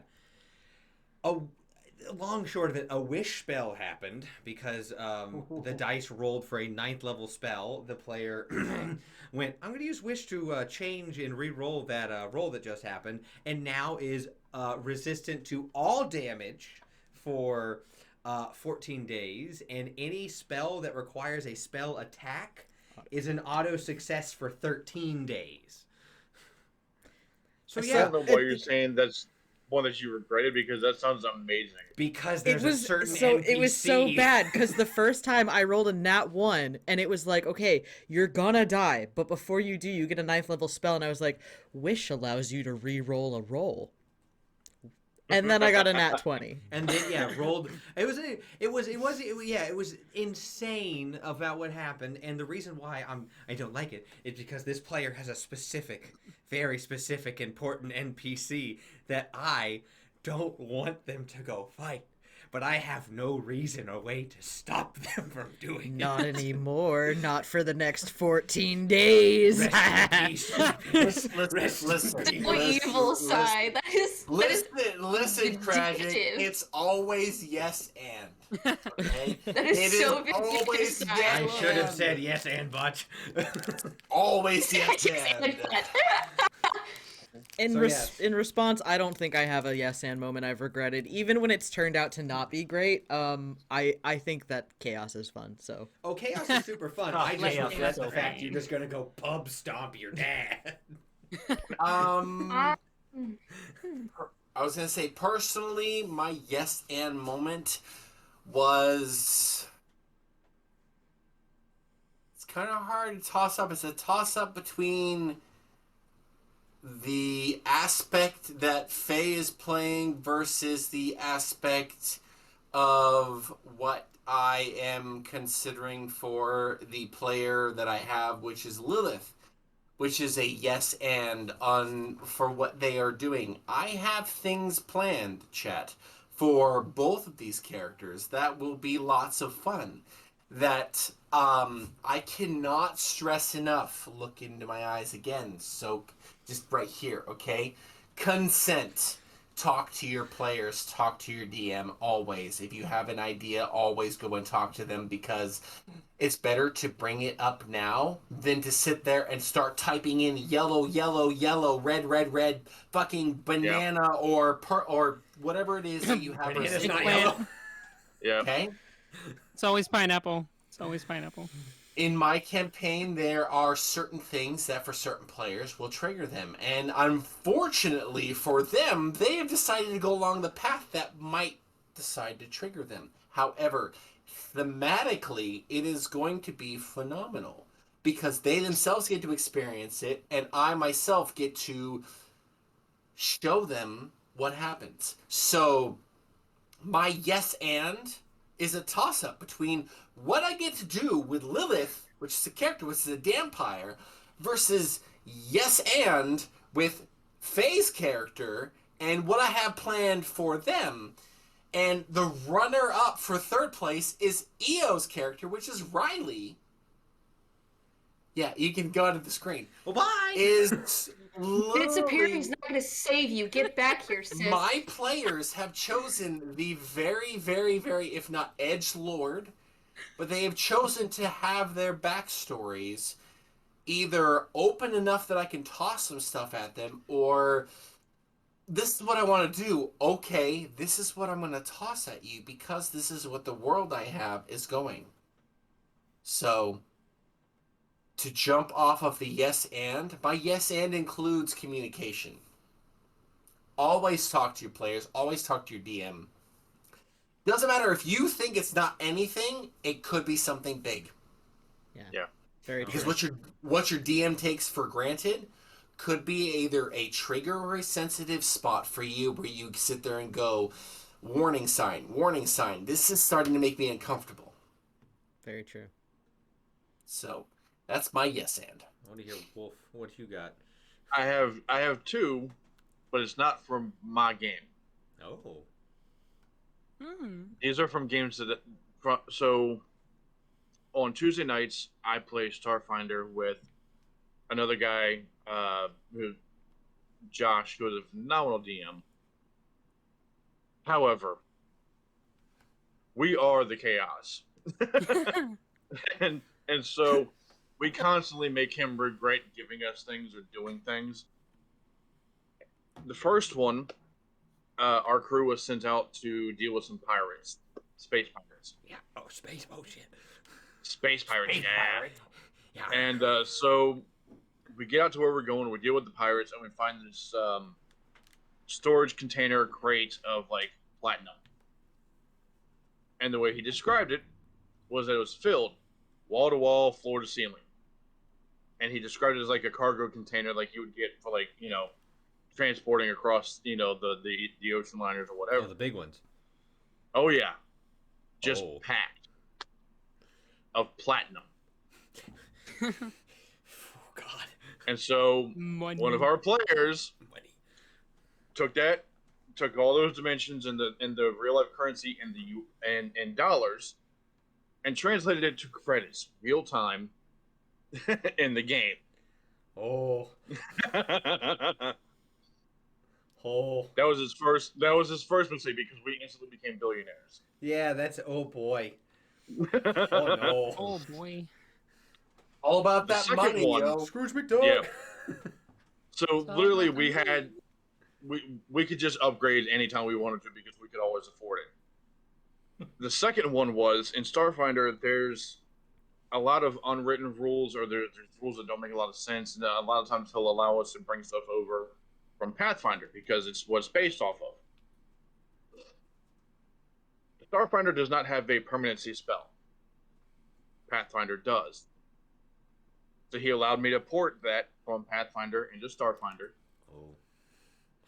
to which I used it to give everybody on the team comprehend languages and tongues permanently. Oh, shit. You guys just became the best businessmen in the galaxy. Damn. Why? Well, he So asked literally- himself. They could. All of his language-based puzzles and everything just went out the window Jeez. What is because we could language? always understand it, and yeah, fun for us, but it threw a massive wrench in his game. Yeah, I can see how he would be like, I've chosen poorly. I have made an error. I didn't I've think made this a through great well error. enough was a I'm thing. just picturing him sitting there going, so, I guess that means I chose death today. Yeah. Yeah. Yeah. Danny, anything happen with you in Avernus so far? Well, it's like I've been lucky enough where I like maybe I regretted it to begin with, but then over time we're like, no, this is fine. Like I've never had anything where it's like, oh shit, why did I do that? There was I call it a lapse in communication between me and a player that ended up with them re-rolling a new character and her leaving stream crying. Oh, that was no. my bad there. Oh, But no. we talked about it afterwards, and she's like, I overreacted. I'm like, no, it's fine. Miscommunication. So in Avernus at some point, they come across a portal, a demon portal, that is bringing demons from Baphomet into Avernus. And before session, I'm the type of person who overthinks. I'm like, how does this portal work? How do I want this portal to work? Because my Fair. players are going to try to find something to do this. So I'm like, well, Baphomet doesn't want anyone to come back through the portal who he hasn't already sent. So on his side, it's Planear Shift. On the other side, it's Banishment. Any of his guys just get banished back onto their plane of existence, because that's just how it works. And anyone who he doesn't want coming back there doesn't end up there, because that's not how that works. And I'm like, yeah, that's how it's going to work. So during the fight, a whole bunch of minotaurs come through it, and first round of combat, so this character, his name is Dingaling. At least the name fits. Like a bell. They are a Kenku monk, but they look like a shoe-billed stork. Ooh, Monk. neat. Yes, monk. So it's a shoe-billed stork. And I allowed them to take the, I think it was an Unearthed Arcana that didn't pass at the time, the Ascended Dragon monk one, which allows them to use key points to get draconic wings. And of course this motherfucker, I go through the portal. I'm like, you can't jump that far. There's like 25 feet of demon ichor water. I use my key points to give myself dragon wings and run towards the portal. Okay, let's do this. All right? Yeah, yep. You disappear. Well, where am I? I'm like, I read banishment. They get sent back to their plane of existence. Okay, you're back in Faerun. I can get them back. I read banishment. If this spell lasts for 1 minute, it's permanent. Well, fuck, this is a permanent banishment spell. There's no one concentrating on it. So we go through like some RP. I put them back in their monastery. They meet their master and like give them some like info on this. And then plan was, master has a freaking spell scroll of Plan Your Shift. Get him back to Avernus. My player, I don't know if misunderstood or wanted to go this way. When the master asked, do you want to return to your friends? Or do you want to stay and teach the rest of the monks how to do this Ascended Dragon thing? Because that was their whole point. I want to get my race their wings back. That, as Kenkus, their wings got taken away at some point, and their whole backstory and everything was they wanted to get their race their wings back. So I gave them that ultimatum. Do you want to go back to Avernus, or do you want to stay and teach the monks? I'll stay. Let me say this again. I'll stay. All right. We flash back to Avernus. Towards the end of the session, I'm gonna need you to roll up a new character. Like if Dingaling's not coming back to Avernus and staying in Faerun, there's not much we can do here. And then it's like when I said we need you to roll a new character. It's funny. I have a Twitch clip out of this. We hear that character. Who died? And it's like all the other players. It's like you did. You left. You just said you'd stay, and then it's like, wait, Ding died? No! I'm like, oh god. And then like 2 minutes later, she just dropped out of our Discord call. Oh and no! wouldn't respond to my text for the rest of the evening. Ended up talking to her. She made a new character. Really like this new character. It's a halfling swashbuckler rogue. Oh. So it's like. Yeah, it's very kneecaps. Very excited for that. Yeah. And now I have their other character who might make an appearance in the finale, bringing a whole bunch of monks to help them. Because it's like if you guys, I'm sure you can guess with Avernus, there's a lot of blood wars going on down there, demons and devils fighting. Oh no, not at all. So they might need some backup, and what better backup than fucking Dingaling and his draconic wings flying towards them. The name gets me. Nice. Monks for life. That's amazing. All right, we're gonna have Faye going ahead and close out the question, and then I'll give you guys an opportunity to plug yourselves before we head out for the night. Yeah, absolutely. So my yes and actually wasn't from when I was DMing. My yes and was caused by me, but it was for my forever DM dad, and he he made a mistake. So in one of the campaigns I was playing, and I was playing this was a 3.5 campaign. I was playing a human priestess to Joaquin who took on Coralon's faith in order to be able to cast spells in his church. Well, just after that incident, they go into the woods and they stumble upon a unholy book. And so she's like, I'm the only one who can deal with this, but I don't know if it's a good idea. And so she casts Augury, she asks her questions, and she's like, I can't, in my good conscience, leave this here. It just doesn't feel right. So she ends up going through the process of consecrating it and passes out for 24 hours. In the span of that 24 hours, she's going under a metamorphosis where she's becoming an elf. Oh, She loses her entire faith to Joaquin. All of her gear gets transformed. She can no longer wear her shit. She goes from being 5'2" to 6 foot. Her hair turns white. Complete race change, complete new character write up. All of her stats jump. She gets a bunch of different spells and all of these things. I don't know what's happening. So I'm sitting there for the next hour writing out all of these spell lists. My character became an ECL of 18. I was not allowed to level for like 2 levels because no, longer than that actually.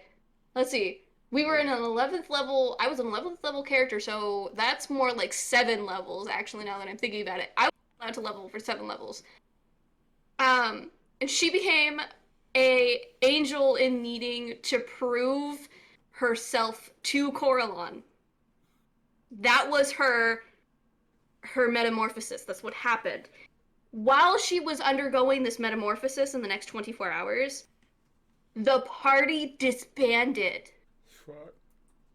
Oh, jeez. Because someone decided that they were going to shoot an acid sack that the wizard was handling that then exploded because the acid, when shot through, landed on the magical item beneath it, which, by the way, when magical items are destroyed, they explode! So, he died. That character fucking died. Damn.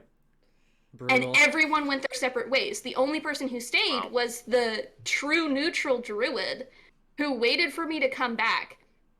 Problem is that when my character woke up, she went, oh hell no, and then proceeded to use her once-a-year wish and reversed time by 24 hours. Damn. But kept her consciousness. So, reverse time. The timelines changed rapidly because the party's done stupid shit in the span that she's been unconscious. And she's now pointing her weapons at the party member who shot the acid sack. Goes, put your weapons away, or I'll shoot you. Damn. I'll kill you here and now. And my dad has regretted it ever since. You guys wonder why I have her as my co-DM. You wonder why. That's She's a amazing. little crazy. That character Succinctly said. ended up becoming the right hand of Coralon in my dad's world. Damn. That's He's now awesome. an archangel. Very cool, very cool. Nice. All right, well, I think that we are coming up on time. I want to thank you all again for joining me for this. We're gonna real quick round robin, going ahead and reboot yourselves, guys. Danny, if you want to start. Yeah, that starts with me. I again am Danny Hurt1 from Danny Hurt1. One day I'll come up with a better name than that. Twitch streamer under that same handle. D&D streams are on Thursdays always. I am DMing one of them, playing in another. And then I do also stream on Sundays, a co-stream with my little brother who is also a streamer. We are currently playing Phasmophobia, which is a super fun game. Super fun. I don't know if you guys love it or hate it. And then on Mondays is kind of my variety stream where I do like my DM prep and kind of whatever else. And then you can also find me on Twitter. I'm on there way too much at DannyHurt11. All right. But yeah, Wolf. that's me. Yeah, you can find me on TikTok, _DM_Wolf. You can find me on Facebook, Twitter, Tumblr, Instagram, all over the place under either the DM Wolf or Behind the Dice. I also have the Behind the Dice podcast where you can listen to me and my dear friend Phoebe discuss various aspects of the hobby like we've been doing here tonight. We try to put those out about once a month, and you can find us pretty much anywhere podcasts are distributed. Hell yeah. All right, Faye. I'm a little more prepared this time, guys. You can find me on TikTok under Faye Charms, FAE, and then Charms. That should be simple. You can find my Patreon under the same name, Faye Charms. And I am the co-DM or the sub-DM for Nat One Adventures. I DM Farstrider and I'm a player in Nat One Adventures, so come on over. I also have a Twitter handle under Faye Charms as well. Should be easy enough to find. Yeah, I've brand is the same across all the margins. I hope to see you there. Nice. All right, Riley. You can find me nowhere because I'm kind of boring. I got no Twitter or other shit, but you can find me on I don't exist. My online footprint is practically non-existent, but you can find me on Nat One Adventures. I play a character in both of their lovely campaigns, and yeah. All right, Raspy.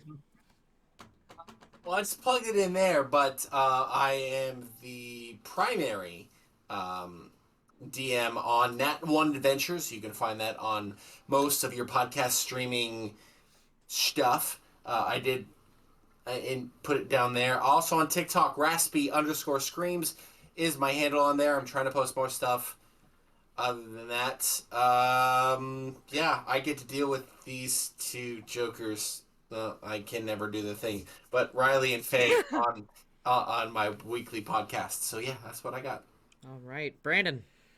So, if you're a friend of the channel, I am normally here every Friday when we can for roll call. I also am Tragic Backstory on Twitch. I'm hopefully going to get into back into streaming again, and then TikTok at some point. Who knows? But yeah, I don't really have much of a social other than here. But please come back in a week when we're doing more Vartech, when you guys get to see outside of magical Las Vegas. And I'm Psymerc. You can find me here. You can find me on TikTok under Psymerc, Twitter under Psymerc, Instagram under Psymerc. You can also find me on the RPG table Saturdays at 2 p.m. Eastern and until_May on Thursdays 8:30 p.m. Eastern Standard Time, and coming soon Tuesdays as well. Thank you guys so much for joining us. Thank you all to the guests for coming and being a part of this. I would love to do this again sometime in the future. We'll do it. Thank you for Absolutely. having us. I will literally tell Sai we have to do it again. Don't you worry. Thank you so much for having us. Honestly, Yeah, no, loved it. this has been fun. I like doing a more chilled, laid back kind of stream, so this has been nice. But thank you guys once Absolutely, this again. has been a blast. Thanks. I hope that you all have a wonderful night. And we will see you next Friday. Deuces. Bye.